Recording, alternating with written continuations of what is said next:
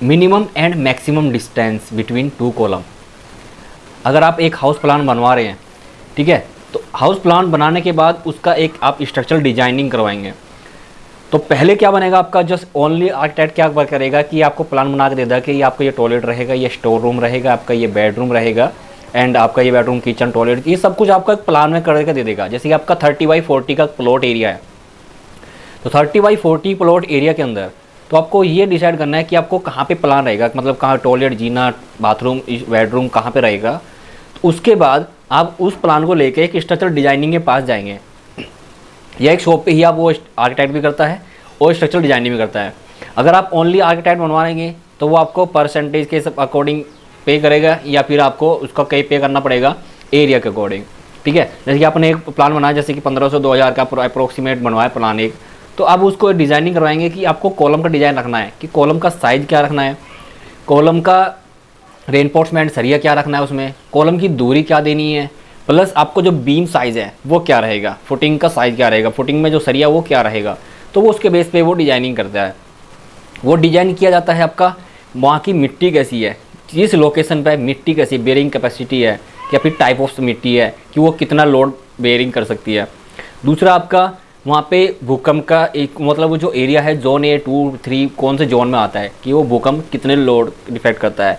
आपका third point आपका कि आपका जो वाइंड लोड होता है, जैसे कि तेज़ हवाएं होती है, वो कितने बहाव पे, कितनी तेज़ हवाएं पे वो आपका स्ट्रक्चर को सेफ रख सकता है, ठीक है।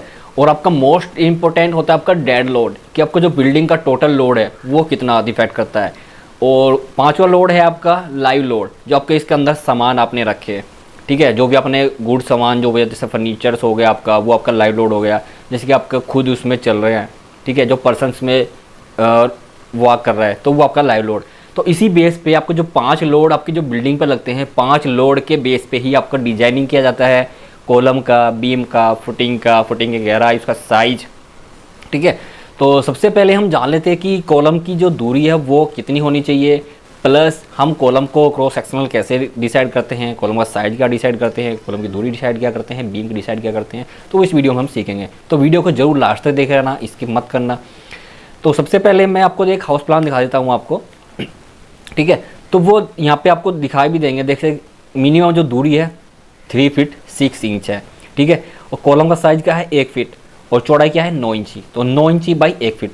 तो कम से कम आप ground floor plus first floor G+1, तो वहाँ पे आप G में क्या रखेंगे, G+1 में क्या रखेंगे, एंड G+2 में आप मिनिमम।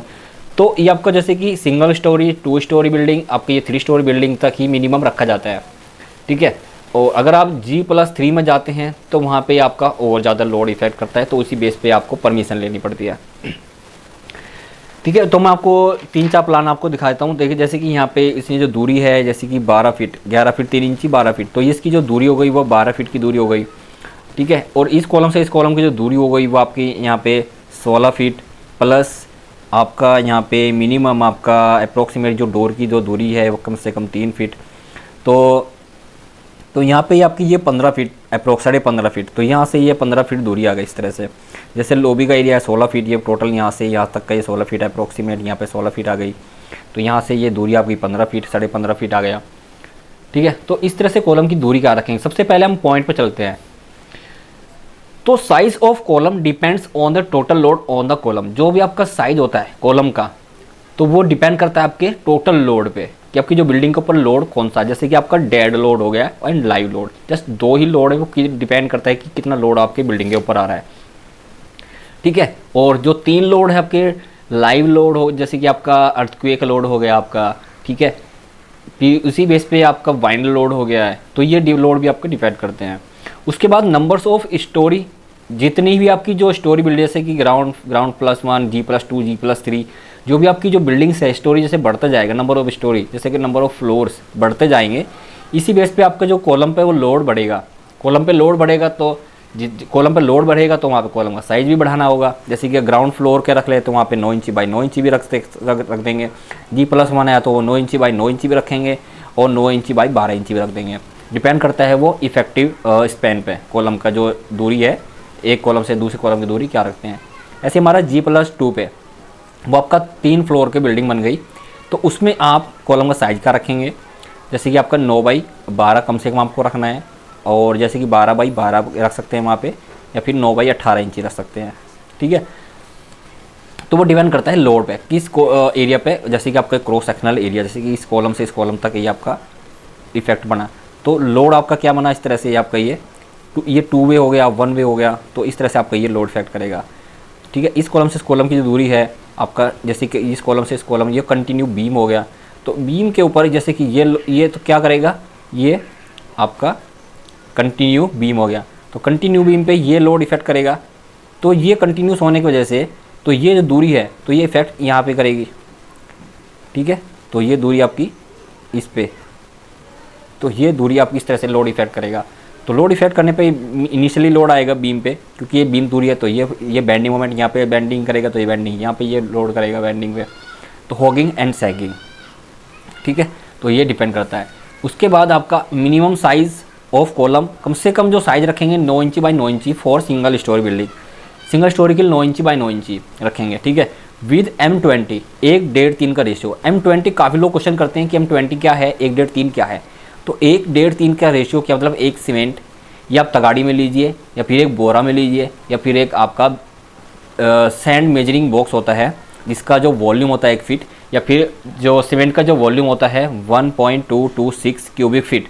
इसी बेस पे एक बॉक्स बनाया जाता है जिसमें आपने सिंपल सीमेंट को तो क्या खाली कटिंग करके उसको सीमेंट को डाल दिया जाता है मिक्सचर के अंदर, ठीक है।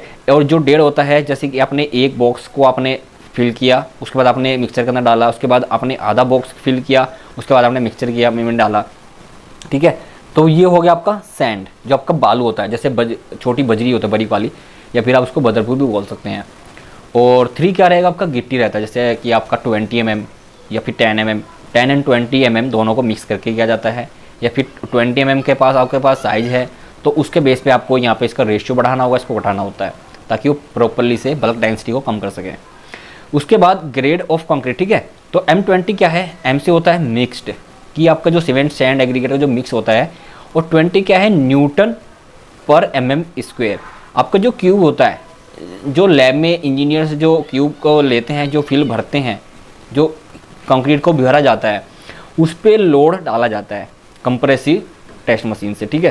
तो कंप्रेसिव टेस्ट मशीन से उस पर लोड डाला जाता है, तो वो कितने में फेल होता है। अगर ये M20 आपने डाला है, M20 डाला है, तो वो न्यूटन पर m² में आएगा, जितना भी उसका एरिया रहता है। जैसे कि आपका 150 × 150 रहता है, तो वो कितना हो गया 625, तो इस तरह से एरिया आ जाता है। तो जो लोड इफेक्ट करा, कितने एरिया पे इफेक्ट करा, तो इसी बेस पे वो आना चाहिए 20 न्यूटन पर mm²। 1 mm² में 20 न्यूटन का लोड इफेक्ट करना चाहिए।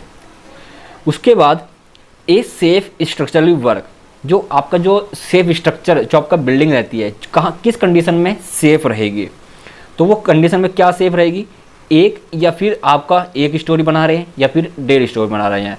मतलब आपने पूरा, जैसे कि 100 गज का प्लॉट है, तो 100 गज में आपने ग्राउंड फ्लोर तो पूरा कवर कर दिया, और ऊपर फर्स्ट फ्लोर पे आपने आधा कवर कर दिया।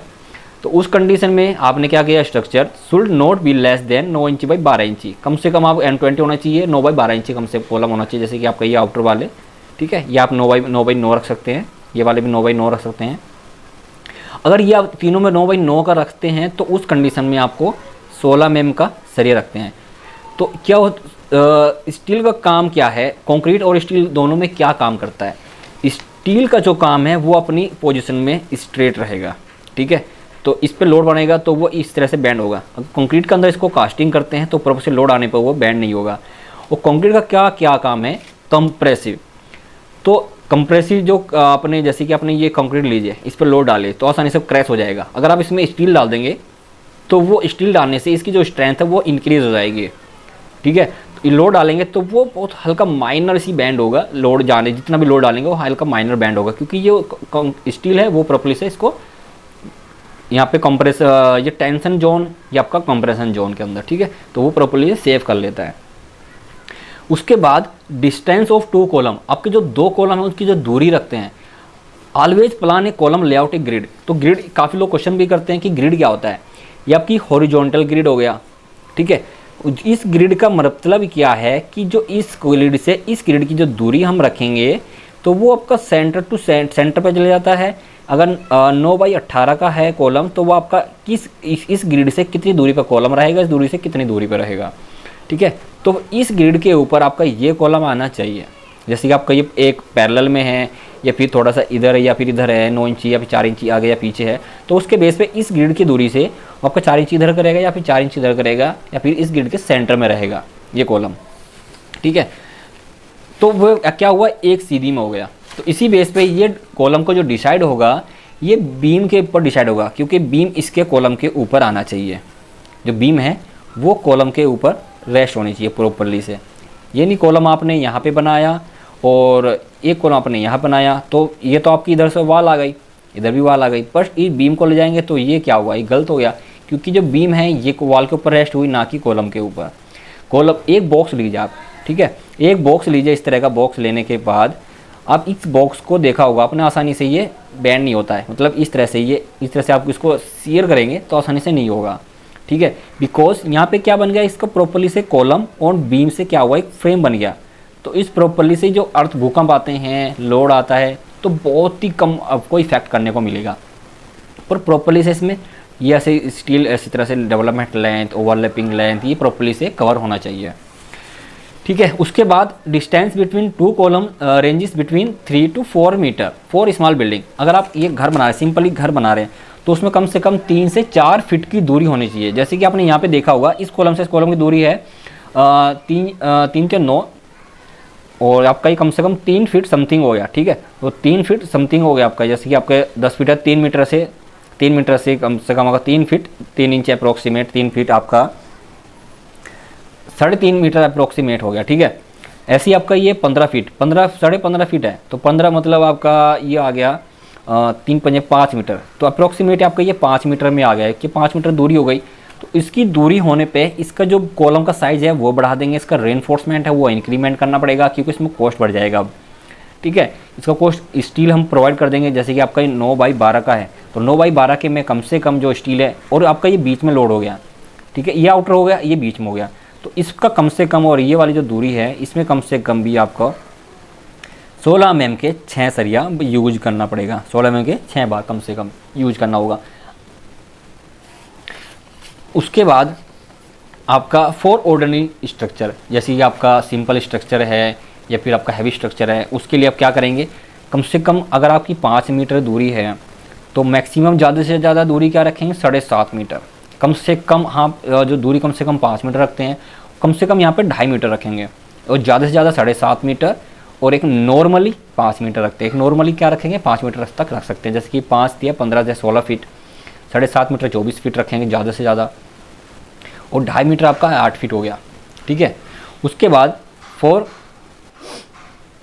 जैसे कि 4 sizable facilities where large column and free space is required. जैसे कि आपको मैं ये चीज़ दिखाता हूँ, जैसे कि आपके इंडस्ट्रियल एरिया में आपको मैं शो कर देता हूँ यहाँ पे, कि यहाँ पे C1 है, C2 है, ये पूरा एक्सटर्नल हॉल हो गया, पूरा एक हॉल हो गया। तो जस्ट आपने कॉलम बनाया, तो इस कॉलम को कुछ मैनुअली जैसे कि आपका 10 फीट या फिर 12 फीट कुछ हाइट तक ले जाएंगे।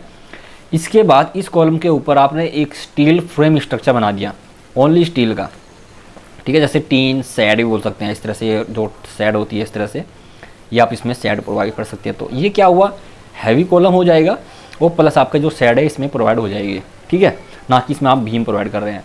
दूसरा मैं आपको एक चीज़ दिखाता हूँ इंडस्ट्रियल एरिया का, ये वाला जो प्लान है, इसमें जो कॉलम का साइज़ है 900 बाई 900 का है, ठीक है। ये सभी जो कॉलम के साइज़ है 900 बाई 900। एक तो जो इसकी जो दूरी है सेंटर टू सेंटर कितना हो गया, जैसे यहाँ पे ग्रिड से देख सकते हैं, यहाँ पे 4.5 आपका, जैसे कि आपका ये 9 मीटर, तो 9 मीटर। अगर कॉलम की दूरी बढ़ी तो इस कंडीशन में कॉलम का साइज बढ़ेगा, प्लस बीम की जो डेप्थ है, बीम की ब्रेथ एंड डेप्थ बढ़ेगी। इसमें जो बीम की डेप्थ है स्ट्रक्चर में वो आपकी 750 mm डेप्थ है, ठीक है, वो डेप्थ है, और 450 की वो आपकी विड्थ है। इसमें 450, ये क्या रहेगा, ये भी आपका 450 बाई 450 का साइज़ है, और यहाँ पे ये कंटिन्यूस जाएगा, ठीक है। ये कंटिन्यूस बीम इधर से कंटिन्यूस जा रही है। तो इसी बेस पे डिज़ाइन होता है ताकि जो बीम है वो एक दूसरे कॉलम से कंटिन्यूस हो जाए। जैसे कि ये कंटिन्यूस एक दूसरे से कंटिन्यूस जा रही है, ये प्रॉपर्ली से क्या बन रहा है, एक फ्रेम स्ट्रक्चर बन रहा है। फ्रेम का मतलब एक दूसरे से कॉलम को कट रहे हैं, जैसे कि एक दूसरे से कट रहे हैं। तो यहाँ पे दूरी हो गई, यहाँ पे कितना स्पेस, इस कॉलम से इस कॉलम का दूरी कितनी हो गई। बट लेकिन यहाँ पे क्या कर रहा है, ये जो कॉलम है इसका जो मेन बीम है, ये आपका मेन बीम है और ये क्रॉस बीम है। तो इसको क्या कर रहा है, ये लोड, इस बीम का जो लोड है वो डिस्ट्रीब्यूट यहाँ पे कर रहा है, ठीक है, इस बीम के ऊपर। इस बीम का जो लोड है वो इस बीम के ऊपर रेस्ट कर रहा है। इसी बेस पे जो आपकी जो स्लैब बनी, इसमें जो वाइब्रेट होगा, जैसे ये इसके ऊपर कोई चल रहा है, इसके ऊपर जैसे कोई चल रहा है या फिर घूम रहा है, तो उसके क्या होगा कि वाइब्रेशन कम हो जाएगा, ठीक है। अगर ये प्रॉपरली आपने जैसे कि सीधा सीधा ये बीम ऐसे प्रोवाइड कर दिया, अगर बीम ऐसे मेन क्रॉस कर देंगे, ये बीम आपने प्रोवाइड नहीं करेंगे, तो इस बेस पे बीम की जो दूरी ज़्यादा हो जाएगी और थोड़ा सा भी इस पर कोई चलेगा तो वो साउंड नीचे आएगी। तो इसी बेस पे कॉलम की जो दूरी कम रखते हैं और बीम इसमें ज़्यादा से प्रोवाइड कर देना चाहिए, ठीक है। और हम यहाँ बात कर रहे हैं जो नॉर्मली घर में प्रोवाइड करने के लिए, पर लेकिन एक इंजीनियर्स कहाँ पे, एक आपको इंडस्ट्रियल में भी प्रोवाइड करेगा, फैक्ट्री एरिया में या फिर एक गोडाउन एरिया के अंदर भी कॉलम प्रोवाइड करता है। उसके बाद जैसे कि डिस्टेंस 6 से 9 मीटर, जैसे कि वहाँ पे मैक्सिमम 9 मीटर आया था, यहाँ पे हमारे पास 9 मीटर आया था जो दूरी आई थी। तो 9 मीटर में हमने जैसे कि 20 से 30 फीट आया था, जैसे कि हमारे पास यहाँ पे 30 फीट की दूरी आई थी। तो 30 फीट है तो यहाँ पे 30 इंची कम से कम बीम की जो डेप्थ रखनी चाहिए। अगर 9 मीटर की दूरी है तो कम से कम 30 इंची की दूरी, 30 इंची, यहाँ फिट है तो यहाँ पे इंच, तो 30 इंची पे होना चाहिए। 12 दूनी 24 इंच और 6, 24 6 साढ़े 2.5 फीट, तो कम से कम आपकी ये 2 फीट 6 इंची की गहराई रहनी चाहिए। तो कितना 600 और ये आपका 150, तो ये अप्रोक्सीमेट 750 ही हो गया। तो ठीक है, तो ये ऑटोमेटिक 750 की गहराई होनी चाहिए। जैसे जैसे बीम की जो दूरी है, जैसे कि ये दूरी है यहाँ पे आपको दे देता हूँ मैं 12 फीट 6 इंची, जैसे कि यहाँ पे दूरी 12 फीट 6 इंची है, तो 12 फीट 6 इंची है तो ऑटोमेटिक ये 12 फीट की जगह कितना हो जाएगा 12 इंची और 6 इंची है तो आपका ये 3 इंची अप्रोक्स, या फिर आपको सिंपल 12 इंची से भी क्लियर काम हो जाएगा, ठीक है। कम से कम आपकी 12 इंची होनी चाहिए। जैसे कि आपका ये 15 फीट है तो यहाँ पे 15 फीट, तो इसकी जो अप्रोक्सीमेट दूरी होनी चाहिए, इंची डेप्थ होनी चाहिए बीम का, कम से कम आपकी 15 इंची होनी चाहिए। जो डेप्थ है, ये डेप्थ है 15 इंची कम से कम होना चाहिए, ठीक है। तो इसी बेस पे ये कॉलम की जो दूरी पे रखा जाता है, इसी बीम पे रखा जाता है। जैसे कि ये तो 750 की जो बीम की डेप्थ है और ये वाली जो दूरी है इसकी जो डेप्थ है 600 है, ठीक है। जैसे कि यहाँ पे भी आप देख सकते हैं 43, तो 4 × 12 फीट हो गया, 4370 mm, जैसे कि 4 मीटर गुना 3, तो ये आपका कितना हुआ 4 × 12 फीट, तो 12 फीट, तो 12 फीट कम से कम 12 इंची होना चाहिए, जैसे कि 1 फीट की इसमें होना चाहिए डेप्थ। तो यहाँ पे मिनिमम क्या रखा गया है 600, ठीक है, तो प्रॉपर सेफ स्ट्रक्चर के लिए। उसके बाद जैसे कि स्पैन है बिटवीन रेनफोर्समेंट इंक्रीज, जैसे कि मैंने आपको बताया increase the span between reinforcement column increase the cost of the structure. जैसे कि आपकी जो दूरी है, कॉलम की जो दूरी है वो बढ़ेगी, तो बढ़ने के साथ साथ इसका जो स्ट्रक्चर का कॉस्ट बढ़ेगा, क्योंकि कॉलम का जो साइज़ है वो बढ़ जाएगा।